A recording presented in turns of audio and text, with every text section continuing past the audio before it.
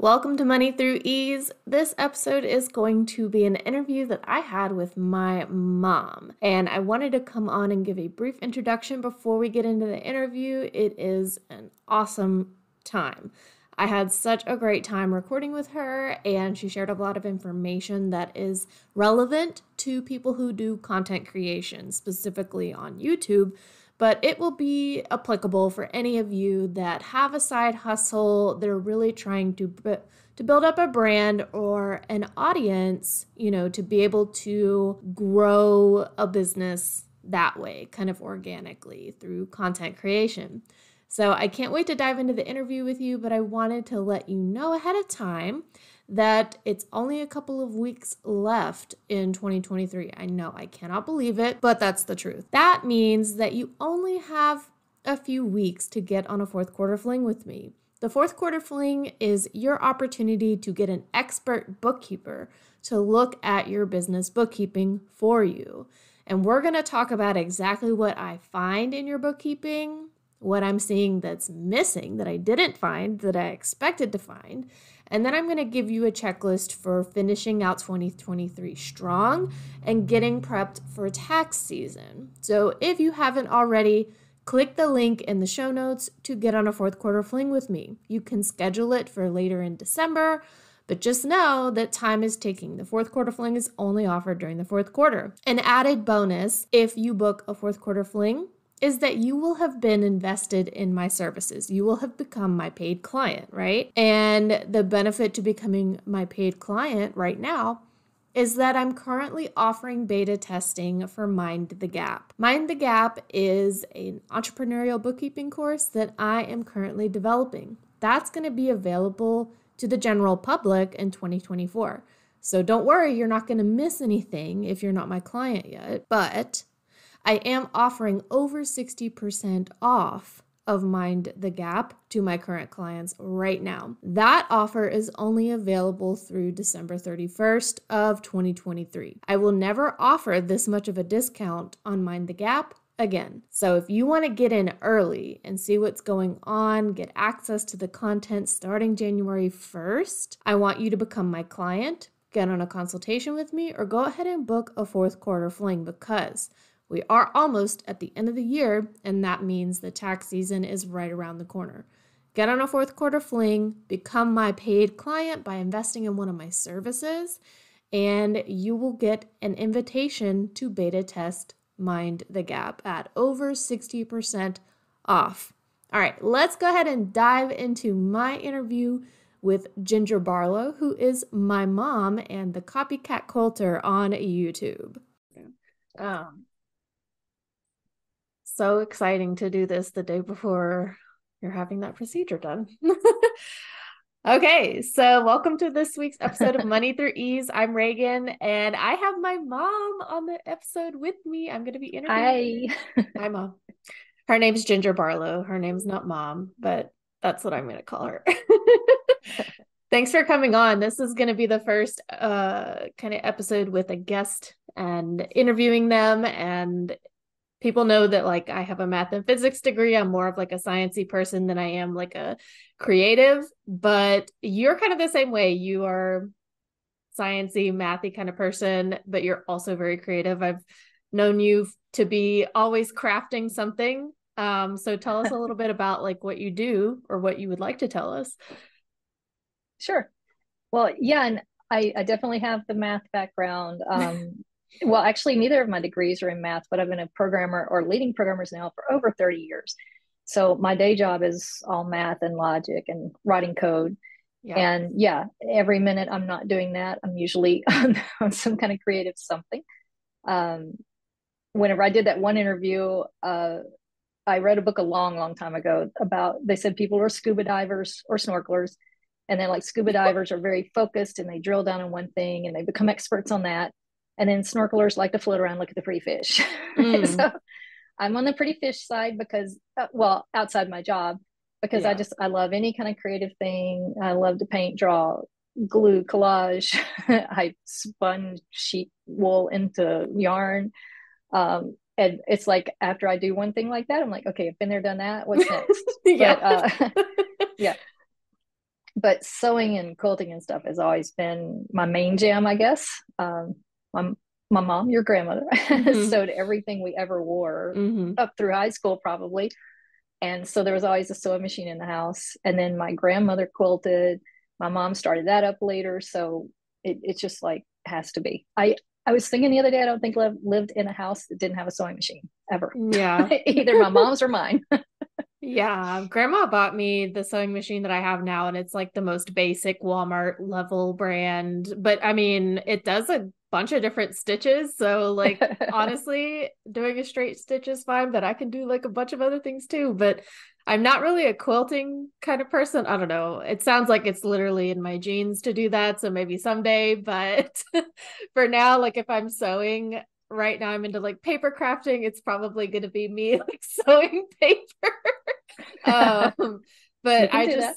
I remember that you have this photo of you from, I think you were 5 years old in kindergarten, and you sewed your first skirt, and you're like standing there holding your skirt out, and you have super long hair. And I've never known you to have super long Um, hair. I got my hair cut short when I was pregnant with you, and it's never been long again. So Yeah. you would not remember me that way. Yeah. Yeah. And I tell people all the time, like my mom is a computer programmer and she's been doing that for longer than I've been alive. And I guess that'll be over 33 years now, pretty soon. I'm like, I'm about to hit a magic number. I feel like your double number digits are like special years. So I'm about to be 33. So you have a YouTube channel that you just started like this year, right? Like in January. Because Yeah. when I came up there in December of last year, you were telling me that you wanted to write a book, like an ebook for quilting to teach people how to create their own patterns, to like see a quilt that they like and turn it into a pattern for themselves. And you wanted to write an ebook. And then we started talking about like video content. And then the next thing I knew, you were like all over YouTube, like, Yeah. and you've got a whole camera set up. So tell us Um, about like your, I guess, pivot from wanting to write like an ebook to going to content creation, especially YouTube, which is longer form than like kind of what I do on like TikTok and Instagram. yeah. So, well, my purpose in writing the book even is I'm just, I'm of the age where maybe I won't be computer programming for 20 more years of my life. And so I wanted something that I could do just kind of as a side hustle now and kind of build my brand up or my name up Mm, and then be able to change. And whenever I do retire, I'm not working anymore. I would really love to travel around and teach. Like I would really love to yeah. travel around, do workshops and teach. And so the book would be kind of that, a lot of the people that come to guilds and speak and things are from people that have written books and they come and they talk about their books or their patterns or their tools that they created. So I thought, okay, if I wrote a book and get my name out there for that, it's so funny. Not even like thinking, can I write a book? No, just if I write a book. um, and so um, I thought if I did that, then that would get me the book and get my name. But then as I started trying to think of the book, I'm like, well, I need to kind of build up in my head an outline of what the book would be or what kinds of things. And so I thought, hey, I'll just do YouTube instead for now and, kind of get my name started and find kind of what my jam is and what I would like for my book to be. So, yeah, I started February. Mhm. And then it's so funny because now I've got my idea for a book. So Finally. I actually plan to start doing that soon, start writing that and Mm, maybe trying to hire some pattern testers and samplers so mm. that I can get some testing because all of this is in addition to my day job. And I do have a life outside of quilting too. So I'm definitely needing to build up some support for people to help me out with that. And Mm, so I may be doing a book soon, but I really have been enjoying the YouTube. yeah. My channel's monetized as far as ads, Hmm. and I have a couple of affiliate things. Um, but I'm not making real money yet. I think you really have to get a lot of subscribers and really build that up and Yeah. also have a product and not just affiliate link product. Yeah. But I'm really not ready to go there yet. So I'm just happy to, I get a little ad revenue here and there and I can buy through my own affiliate links. So I got to get a cashback thing. So that's handy. Totally. Yeah, I think that kind of building your audience and building your brand first, even though it is monetized technically, like you're probably getting a couple dollars a month like from ads, from ad revenue, but like building your brand and your audience first will kind of allow you when you're ready to sell a book or hire people to do pattern testing and stuff, you'll have that kind of built-in audience who's already familiar with you, they like your Right. content, they want more from you, and then you can, you know, give them something that is actually really curated to what they've expressed they're interested in. Yeah. And I know of the ladies that come and spoken at our guild, I always stop and talk to them. And there's actually pretty easy ways if you're slightly known in the industry. There's actually like a global website you can go to and you put yourself in as a teacher and list the kinds of things that you would want to do. But you still need to have something. You know, you need to have something to show that here's the kind of things that I'll be teaching Yeah. or that kind of a thing. But so right now it's fun. It's like Yeah. I'm having fun doing it. And um, I feel like it will lead to that. So I'm Mhm. happy doing it now. And you're right, I get maybe $4 or $5 a week of revenue, and then maybe a sale here and there that's not my own sale through my own affiliate Mhm. link. Yeah, that's awesome. I always love watching your videos. Like yesterday, you released the 5 seam ripper secrets. And like I've used a seam ripper. I can count on one hand how many times I've used a seam ripper in my life. And I'm like, oh, I was doing it wrong. So even like sometimes I'll watch your videos and I'm like, man, I learned something today about sewing or quilting. And I think like I love that your content is not so much about like here's just a pattern for a quilt. Like you actually go into the geometry of it all. Um Quilt math is very like heavily influenced by like shapes and measurements and things, obviously. But can you talk about like that kind of inspiration of wanting to teach people like how those things kind of relate? Like we can bring math into it and nobody needs to like have a panic attack about it. Yeah, so it's funny. I found some little patches when you go to retreats, you're supposed to take something to share, and I found little patches, and some of them were little patches you could put on that said "I love quilt math," and the other ones had like the red line "I hate quilt math." So Yeah. um, I did find that um, you know how you get these pet peeves, and the older you get, the more you get. But you know, I would post some quilt that I had made, and most of mine are very geometric patchwork. That's Hmm. really my jam. That's what I We really can like. see that like hanging behind you Yeah, in the video too. yeah. And that was actually improv though. That one's not pre-planned. But even then it's all straight lines. I can't not do straight lines for the most part. Mm, hmm. But you know, I would post some picture of something that I did that I thought was so simple to make. You know, it's triangles and squares and strips. And you would get the immediately like, oh, what pattern is that? Can I get that pattern? And I'm like, I made it up in my head, or I saw a Yeah. pattern that somebody else made. And it's a bunch of triangles and squares. You can Yeah. look at it and you can figure out it doesn't matter what side they're original, but you know, this 2 inch square is going to need to match that 2 inch square there, you know, or whatever Hmm. inch you make it. And so that's why I called it Copycat Quilter, because I wanted to show people how they can look at a quilt, and a lot of them, most of them, if they're patchwork, you can figure out how to make that block or how to make that design yourself. Hmm. I did get a little criticism at the first about, oh, you're trying to take food out of designers' babies' Hmm. mouths. Yeah. That is not my intention. If I can possibly find a designer or someone who sells it, or if it's in a book, I'm never going to use those pictures without permission. And if I can find one that somebody sold the pattern exactly like what I'm looking at, I just won't do those. You know, Hmm. I'm not there to kill anybody's copyright. But Yeah. I feel like my byline should be you can't copyright a 9 patch because it's 9 squares in a three Right. by three grid. Right. So Yeah. yeah, That makes but sense. I think that probably the geometry of it is one of the things that really attracts me to it, because Hmm. it's like playing with those tanagrams. That's what they're called, right? The little wooden shapes that are squares and triangles, and you put them together and make. Did I not ever buy that for you when you were a kid? I'm trying to think. I'm like, oh, what? I'm sure if I Googled it, I'd be like, oh yeah. But I'm thinking like wood log cabin toys where you like stack them No, up, these but are that's just not the flat. same These thing. are just shapes and they're flat, but you can just make them and arrange them into different designs. And I Yeah. mean, that's exactly what quilting is. So That's the gateway I thought drug if to I can show quilting.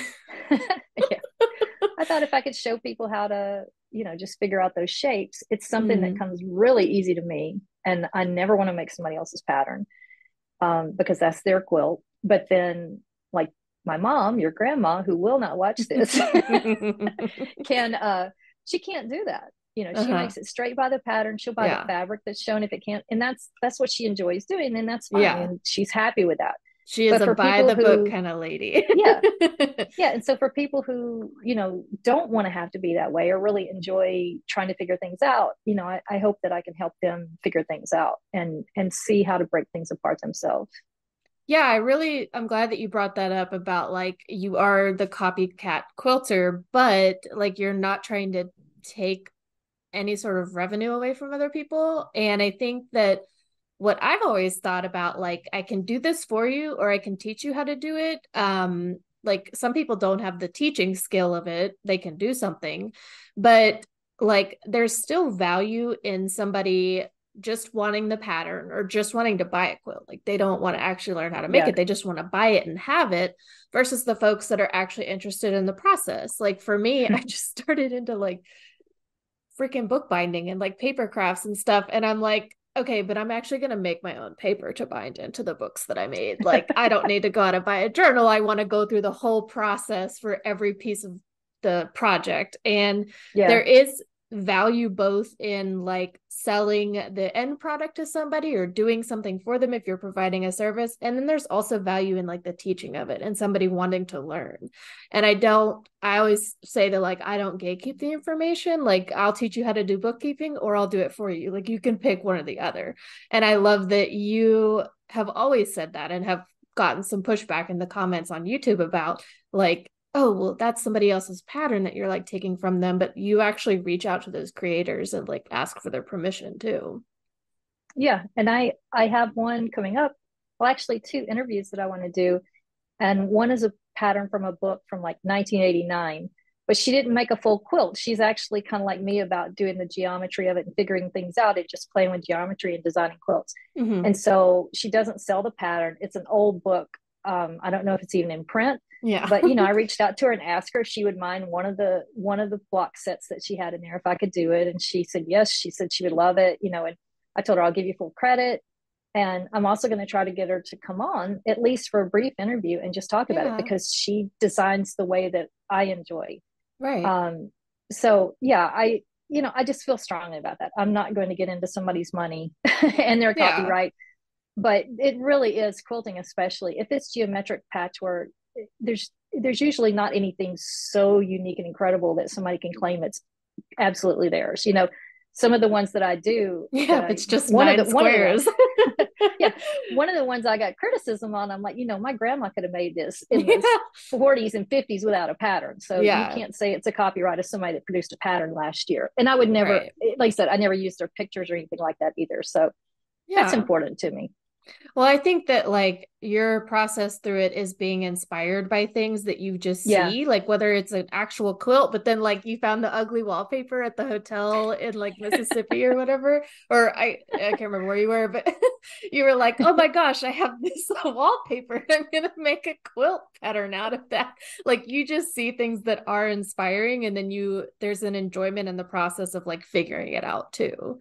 Yeah. Yeah, What and was I love funny about that. that one though was after I did it and I showed you and you said, "Oh, that's a houndstooth." Yeah. I was like, "Wow, okay." And I went online and found that Jenny Doan and Missouri Star Company, which is like quilting rock star, Mm. had done a video on that quilt. And it was like almost, it was a little different put together than the method that I put together, but it was the exact Mhm. same block. I mean, it's just the technique of how to get there was different. Mine was probably harder than hers. Yeah, but But like that's the fun and enjoyment of it, of the right. process of like figuring it out, even if at the end you realize that somebody else did kind of do it, you did it a little differently. But like I appreciate that like part of it is just the exploration and like diving into what is inspiring you and like using that and being creative to make something. Like I think that's really cool. Yeah. I have tons of patterns that I've drawn up that I will never have time to make, but I really, and that's actually a little hint on the book that I'm thinking about. It's either going to be like read me a quilt or quilt me a story, Mm. but I got books, children's books. I've been taking everything out of the library I can get that had quilts in it, or like a Mm. story around some kind of grandmother's quilt or things like that. And I want to do quilts inspired by those books. So Mm. they usually have a picture of a quilt in there, but not like try to copy that quilt. And sometimes it's like all squares. So, it would be a boring quilt to try to copy. But, to use like the coloring in the books, Mm-hmm. and maybe if they do have some rough designs, and do like a series of 8 to 10 patterns of quilts that, like, a lot of the quilters are older women with Mm-hmm. grandchildren, Yeah. just a lot of us. Yeah. So it's like something where you could make a quilt that was inspired by that book, and then like read the book with your grandkid, like have them be Yeah. able to cuddle up, but it doesn't look exactly like what's in the book. It's kind of your interpretation of it. So I don't know. It's like stuff like that runs through my head all the time. Yeah. It would be nice if it could stop, but it's really too very meditative, that Mm. sitting down and just drawing the lines and trying to figure out and working out the math in it. But yeah, and I know that you did a lot of music, and I've had a lot of music background, Mm-hmm. and it's really interesting to me, even though your music teacher argued with me, how related math is to Uh-huh. music, because it's all about proportion and relationships and Mm-hmm. rhythms and repetition, or balance and symmetry. Like all of that stuff is in music too, Mm-hmm. and I think just my brain must be wired that direction to like patterns and Yeah. repetition, especially. I think there's actually a lot of scientific research or academic research into like the connections between like music theory and mathematical like sciences. So, Right. I mean, my music teacher, I don't know who you're talking about specifically, but Mr. Sino. And I think with him, there is an art to it too. And I think yeah. his point, it was a Facebook post. Yeah. And his point is there's a lot of art and interpretation to it, and Hmm. Of and course. heart put into it. And the same with the quilt. It's got a pattern, and it's got Hmm. shapes and measurements and precision, but it's also, you're picking the colors, and you're putting your spin into it. Yeah. And again, that's one reason I don't want to make anybody else's quilt. I have another YouTuber that I've talked to several times. I've interviewed on his channel, Mm. and he buys these ones that are kits where everything's pre-cut even. Mm. And I'm just like, that would bore me to tears. That's somebody else's quilt. Like, just like Yeah. you were saying, I could buy somebody's handmade paper and put it in a book, but I wouldn't Yeah. feel like it was my book then. So yeah, I'm like you. I want to do the paper. Yeah. And yeah, it's interesting. Just, Hmm. but so there's art to it, and there's science and math to it. And I don't think they're far removed from each other. Yeah, I'd have to agree with that. What kind of tips would you give somebody that maybe is kind of in the same position you're in, where they have like a day job and that's full time, and like they're looking to side hustle and monetize like a hobby, something that they're really interested in? How do you have like advice or tips for how to balance like the creative flow of that and trying to squeeze money out of it at the same time? I thought you were going to tell me all that. I thought that's why I was here today. uh, I mean, I guess I there's could actually try. there's a couple of podcasts that I listen to, and one is called Craft to Career, and Mm. she's actually like a quilt designer, and she talks about different revenue streams, and all those kinds of things. And I enjoy listening to her.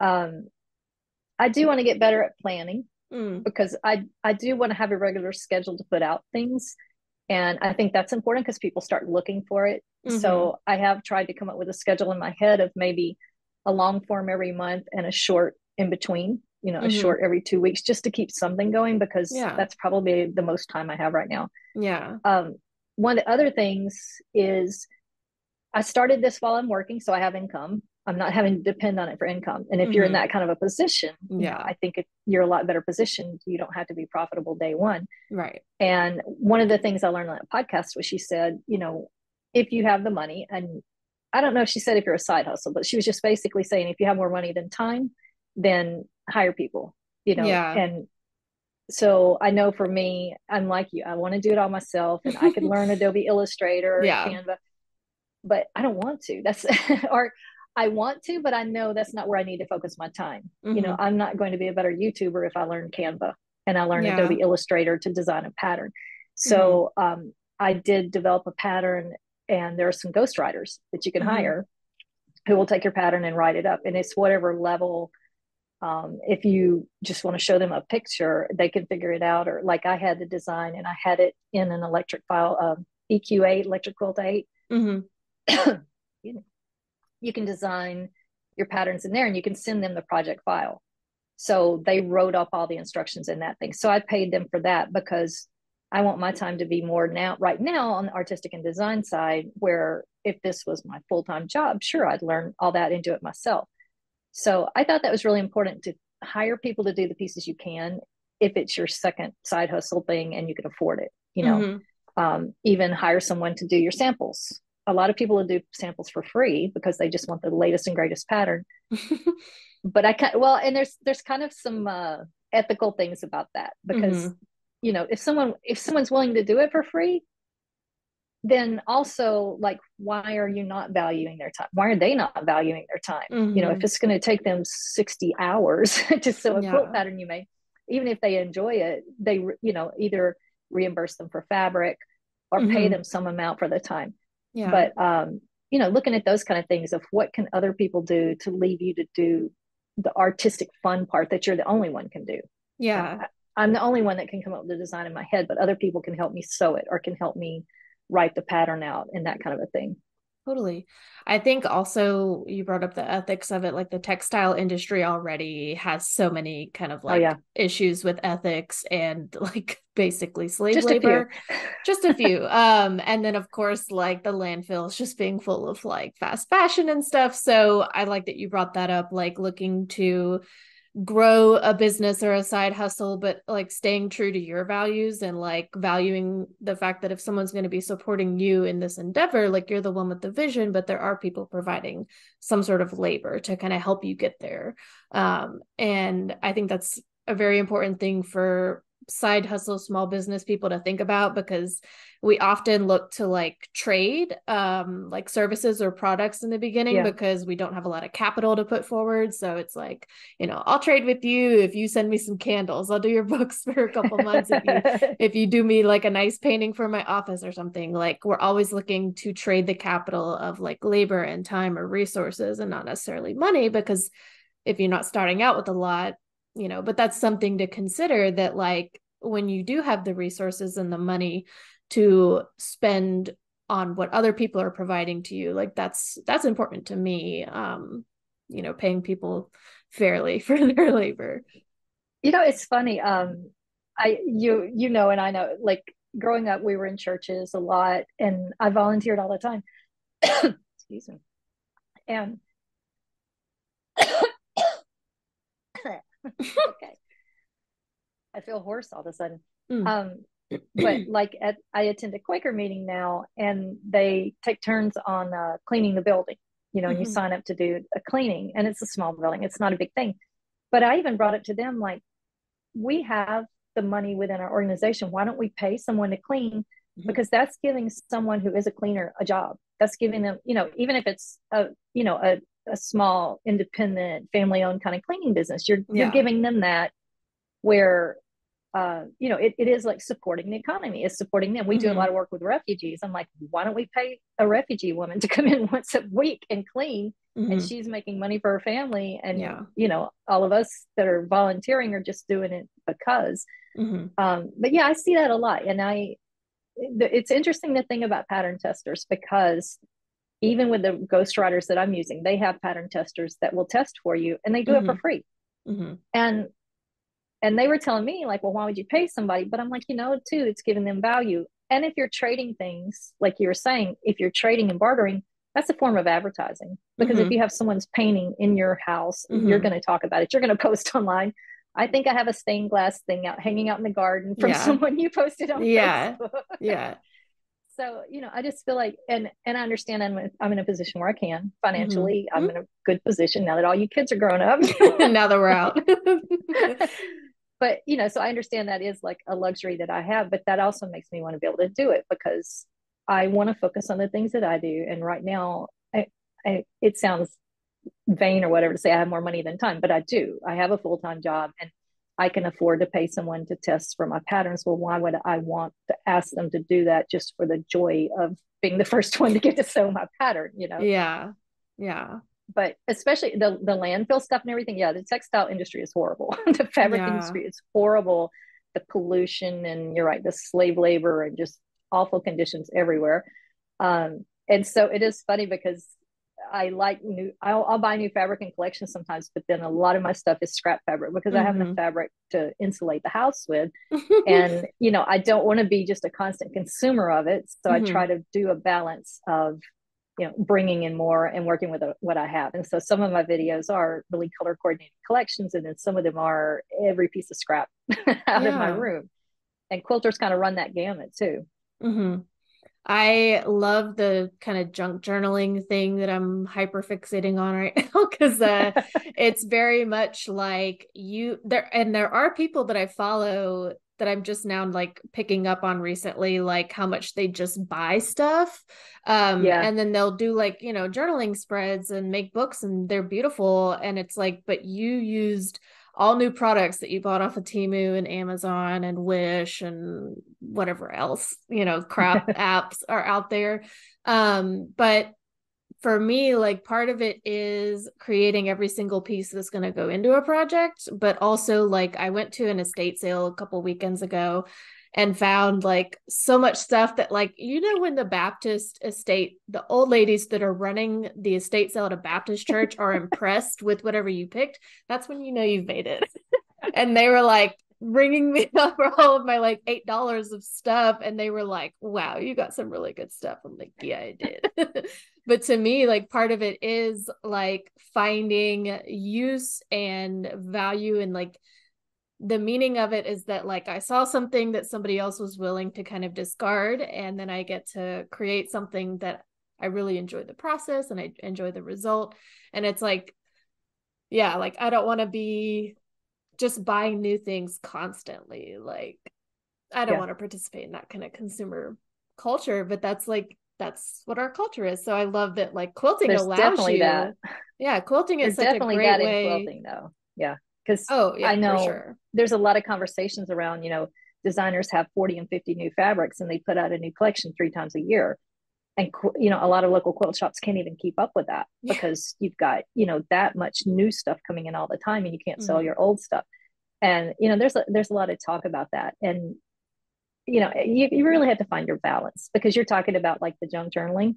Mm-hmm. um, One of the series that I did was about the panels, and I'm still have more Yeah. panels to do. And there's a lot of people that think of that as cheating because it's a pretty printed picture and you just do stuff around it, but the Mm-hmm. big part of your quilt is done in this picture. Mm-hmm. And I've kind of thought of that, like, well, I didn't do that panel. I didn't design I didn't draw that cat. Well, now I have, but it's like in our heads, we get fixed on what's the right way, or Mm-hmm.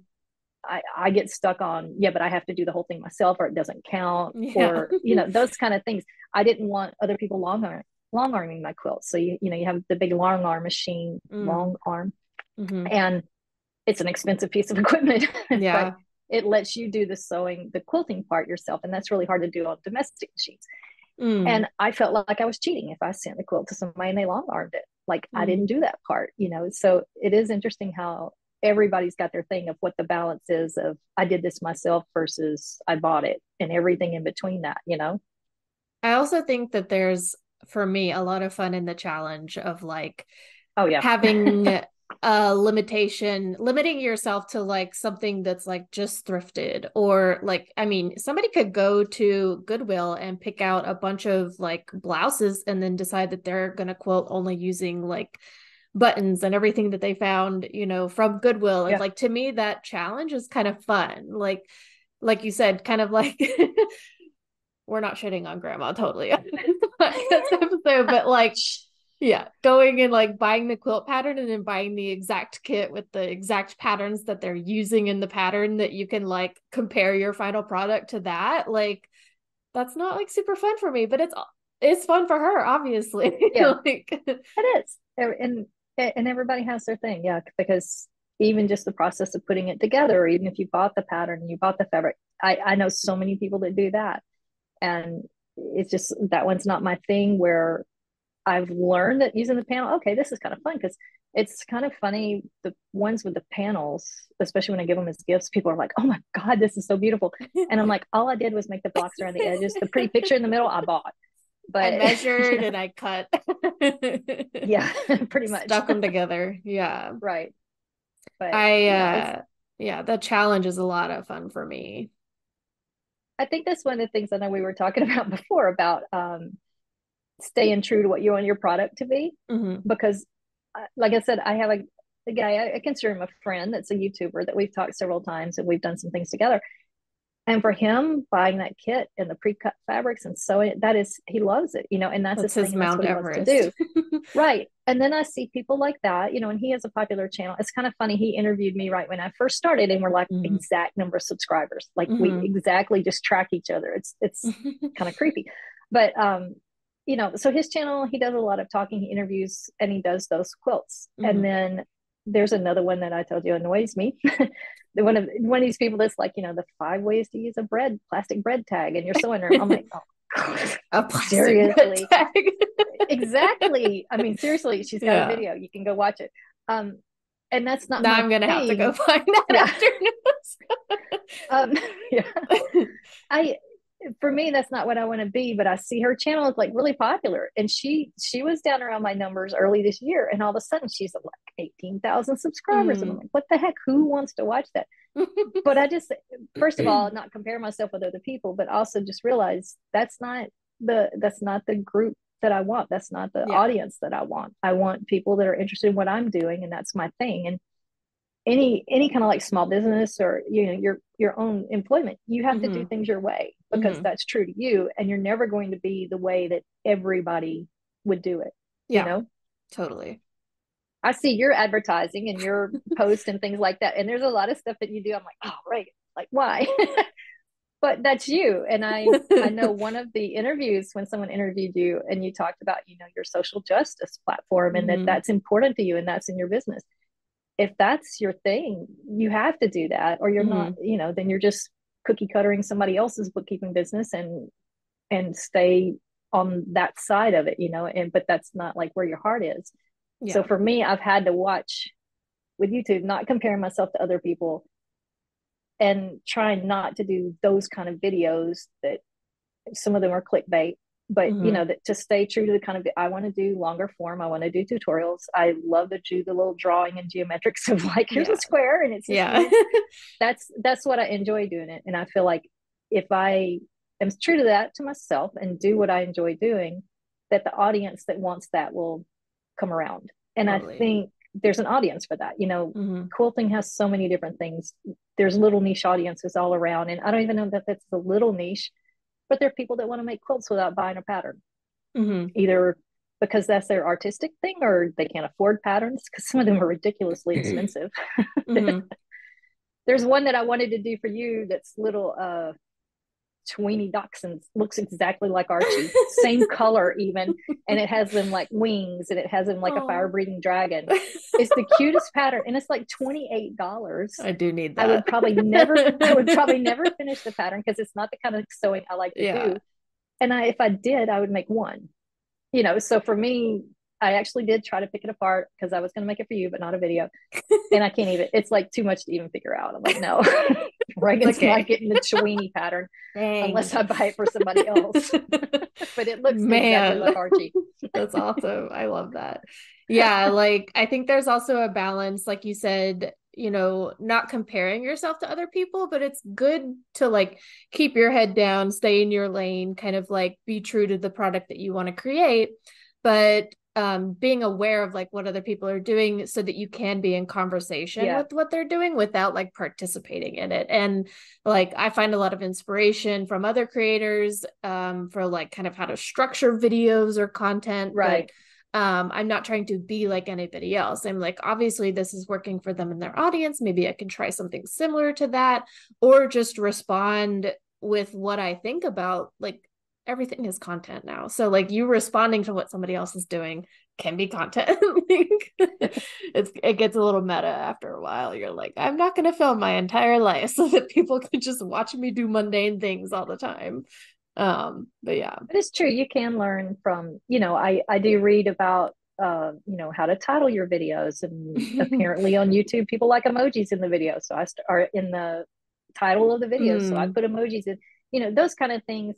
I guess if I was against that or felt strongly, I wouldn't do that either. But I'm like, okay, I'll stick emojis and put emojis I'm in everything. having a ton of fun making your YouTube thumbnails. Like that is so much fun for me to make it so like clickbaity and like ridiculous because that is like catching the eye and people Yeah, also kind of like start to associate that with like your certain brand. Like there's people that I see that are creators with like thousands and thousands of people that are subscribed and like every thumbnail pretty much has the same kind of like elements or right. structure to it. And so you start to develop uh, a calling card basically that It's your people brand. can That's your recognize. brand. Yeah. Yeah. So, I mean, Mm-hmm. those kind of things, sure, I'll do things that have proven true for other people. And even then, there's people that have like very serious looking thumbnails or goofy ones or, and it's like, okay, I'm okay with the goofy ones or the brighter, busier. I think it's But fun that as doesn't, hell.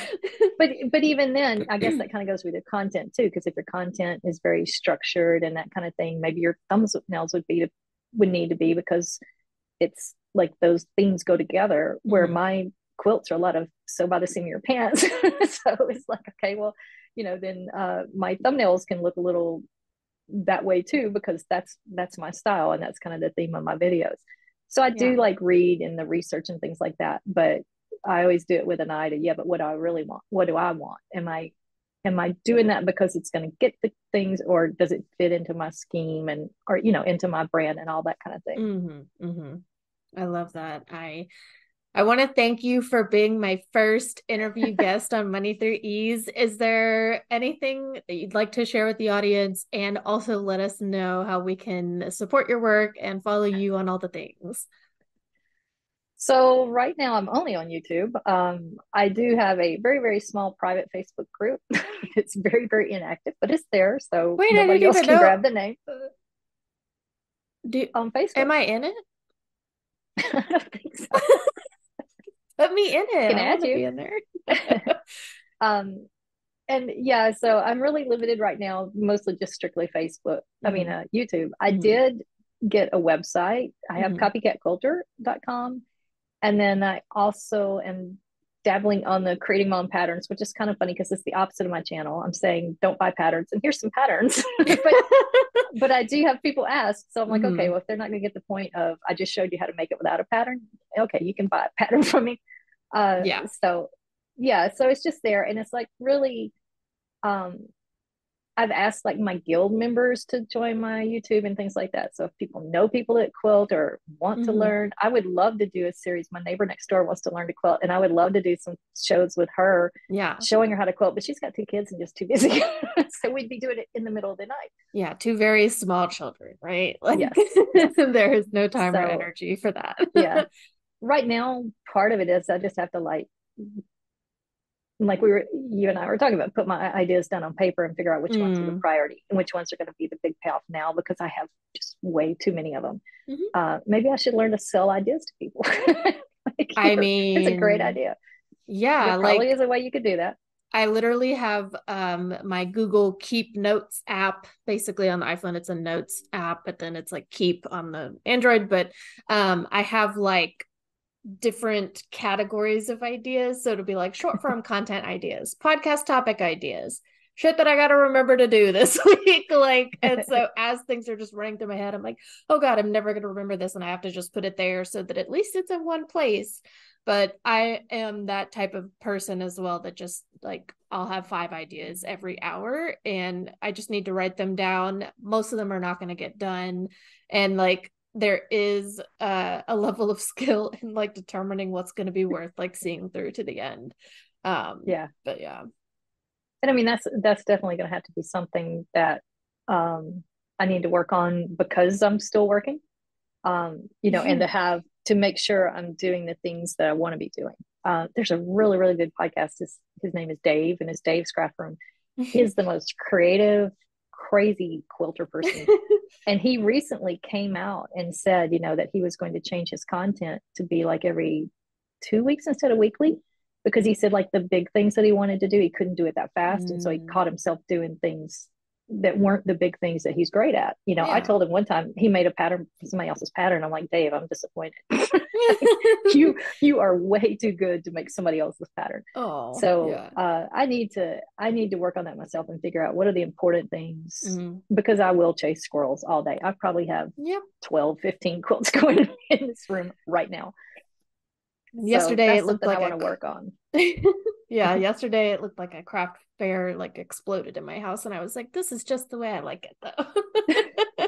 I was doing like jelly print painting, which Oh, I've done that. I've done that. That's fun. I don't have a jelly mat, but I do have plastic bags, and it's basically works the same way. Okay, cool. So we can just sit here and go off on 15 different tangents. Anyways, Just so like we were saying, it's easy to go yeah. off on tangents. And I really do want to get myself on a schedule, but I don't want to make it work either. Hmm. It's this has been a really challenging year for me health Hmm. wise, you know, Hmm. Hmm. and it's been frustrating that I haven't gotten a good rhythm going, because every time I Yeah. turn around, something stupid happens that was Mm, totally out of the blue. And so I yeah. really want to get to where I can get that rhythm going. And so early, like probably maybe 6, 8 weeks ago, I was kind of like, oh, do I really want to keep doing this? But I Mm, really do. yeah. And I need to plan so I can get my rhythm going, because not even because I've invested. I think it's a good plan for me to do this to where I can do something I enjoy teaching.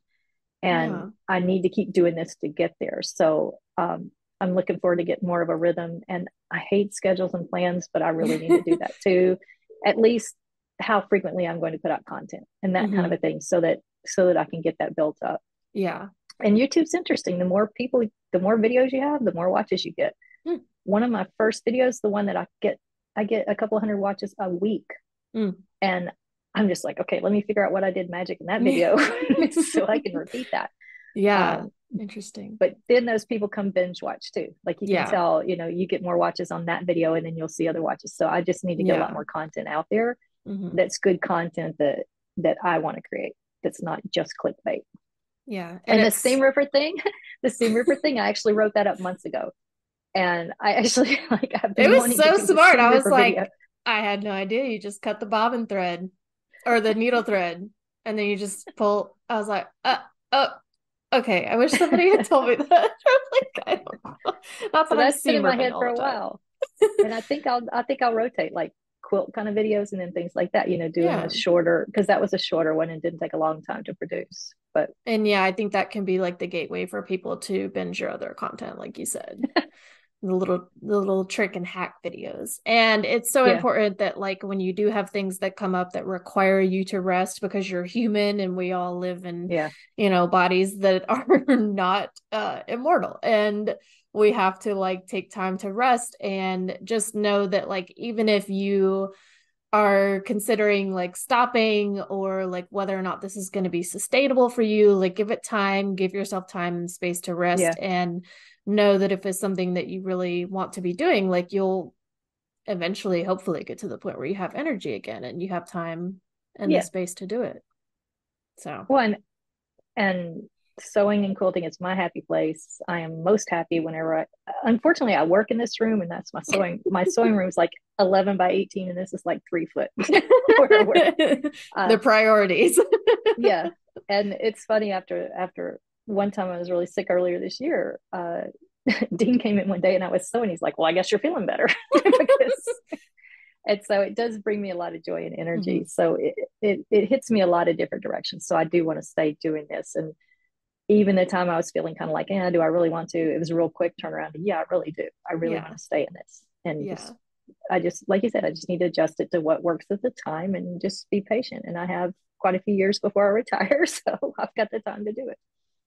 Yeah, it's okay if you're like have a day, an off day that you're just like, I just don't know if this is gonna actually work out. Like sleep on Yeah. it, give it a minute, make sure that you're rested, go eat a snack, drink some water, like Yeah. Those make things. sure that you're nourished and then come back to it.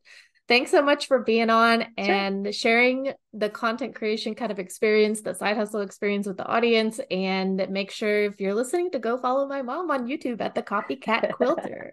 Thank you.